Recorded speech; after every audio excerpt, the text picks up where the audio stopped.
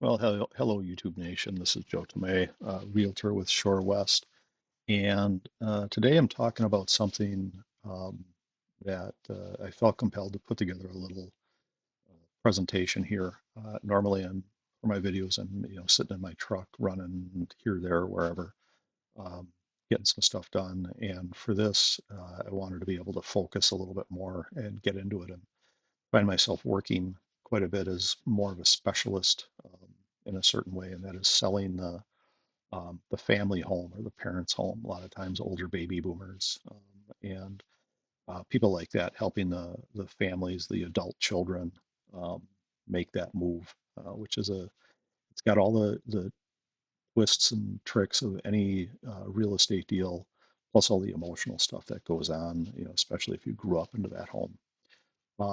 So first of all, who am I again? Joe Tomei. I'm a realtor. I work in the southern Milwaukee County area, Oak Creek, Greendale, Hales Corners, Franklin, City of Milwaukee, West Allis, Greenfield, places like that generally, although I can work anywhere in the state of Wisconsin. Um, and I really love my job. I love helping people out with this stuff and helping them get through what is a very difficult process. And I have a lot of personal knowledge about this as I had to do this last year for my own family, for my mom, the house that I grew up in that she'd been in for 50 years. It was time to move on for her to move into an apartment, something that was easier to care for, and a variety of other things. So why do people sell? The reasons to sell. Maybe you need equity, from the house for health care or just for living expenses. Maintenance can be too much for the parent to handle. That was a very specific thing in my case. And also, nobody else in the family wanted the house. Didn't fit into people's lifestyles. Either they had a house already or whatever was going on. It wasn't something that we wanted to retain. And she was not going to get into the rental business for any number of reasons. So it was time to move on from that house. Um, Once you decide to sell, what are the next steps? My advice again is, you talk to a realtor or you find somebody that you like, that you want to work with that has some expertise in this. And again, I work in Wisconsin. Maybe you're from some other part of the country, and I can't work for you because I'm not a broker in your state. But have a realtor prepare a comparative market analysis. All of us lean on tools like Redfin and Zillow. We come up with prices. Problem with those tools and any of the tools is those are look back. It's what a house sold for. A similar house in that area last month, 6 months ago, last year, or whatever it is. Those are look back, not look forward, and none of them can take into account the condition of the house. How old is the roof? How old is the HVAC? Is the driveway newer or is it all cracked up? Um, and then you can start getting into a thing called a net sheet, where that potential sales price, um, less any mortgages, liens, selling costs. It informs decisions down the road about what you might put into the house. Are you going to sell as is and do nothing, or are you going to make some repairs? And I'll dive into that a little bit more in a minute. Um, but it gives you a useful way to think about it with real numbers and real market analysis behind it. So, as I said, you might need to make changes, to the house to get the best dollar. This also impacts in that the amount of time. If it's an adult child who's maybe in their 40s or 50s, maybe they're working full time.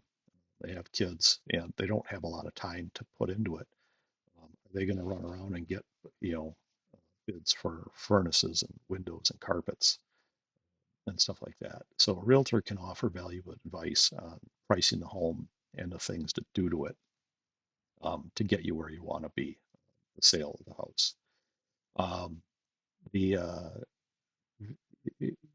You can also have good conversations, about, if you're going for best value. I had a question pop up a number of years ago about whether or not they should finish a basement.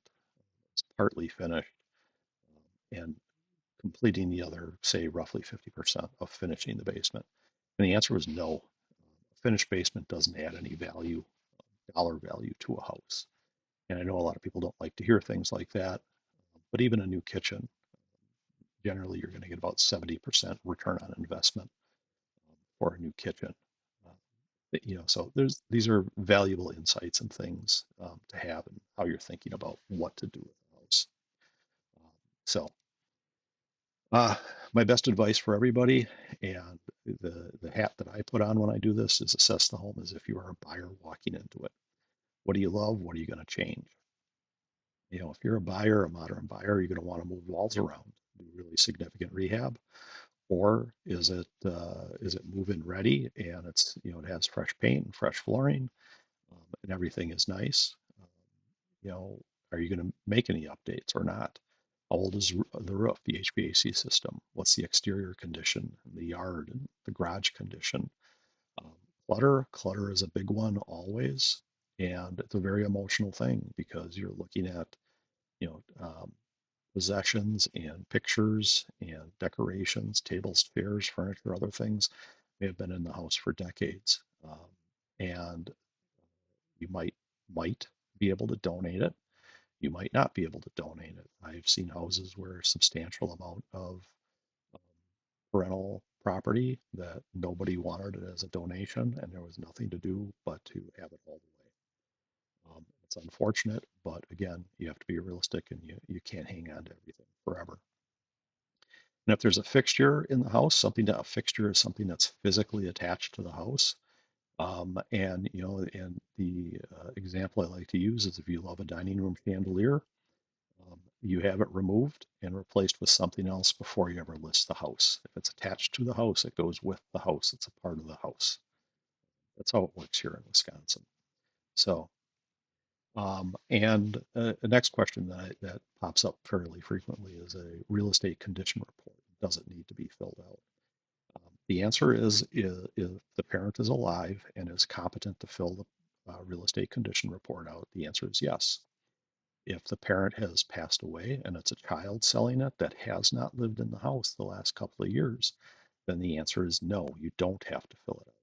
And what we do to show this here is we'll print out a real estate condition report, put big X's through every page and a note down at the bottom that says you haven't lived in the house, so you can't competently disclose conditions that you're not aware of.